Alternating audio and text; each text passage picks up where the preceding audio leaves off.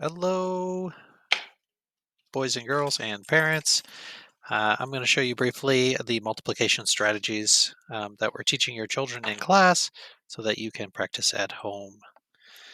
So there's three main ones you can see on your screen up here. We have a draw, arrays, and skip count.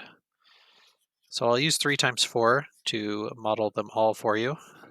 Remember, these numbers are called factors. The answer to a multiplication problem is called a product. So review that with your kids as well if they forget. So if you want to draw it, what they're going to want to do is they're going to want to draw 3 groups. So 3 circles.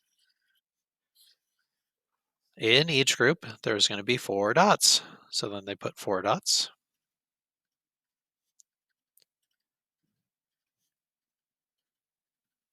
And then to find the product, all they have to do is count all of the dots, right? 1, 2, 3, 4, 5, 6, 7, 8, 9, 10, 11, 12. Okay. Some of our students will like to draw the pictures the best. That's fine. They can do that. It does get more complicated when their factors get larger, when they have to do like 9 times 8, 7 times 9, stuff like that. Arrays are also a good way. These are typically better for students who are a little less organized because it forces them to stay a little neater. It will help them to miscount, hopefully less frequently. So again, this time it's going to be 3. So what I do is I make one column of 3, or I could look at it as making 3 horizontal rows. But I just make the 3 first. And then I know I need 4 per column or per row, sorry. And so what the only thing here that students might do sometimes is they might have already done their first one and then they're going to put 4 more dots, which would make 5. So be careful and keep an eye on that they don't do that because they just want 1, 2, 3, 4. They want 4 dots in each row and then they just complete that. Okay, and then again to find the product, all they'd have to do is count all the dots.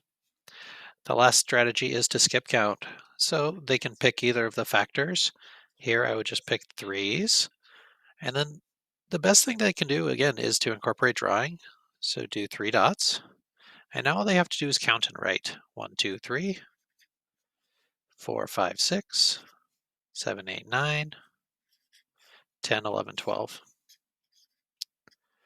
The problem that students usually have with the skip count strategy is they don't know when to stop. So once they start skip counting, they just kind of keep skip counting forever, which is kind of fun to watch and cute, but it doesn't help them solve the problem always. So they have to go back up and look at that second factor and know, okay, I have to skip count 4 times. So that would be 1, 2, 3, 4, right? And that's how I would get my answer of 12. All right. Well, I hope that was helpful. Thank you.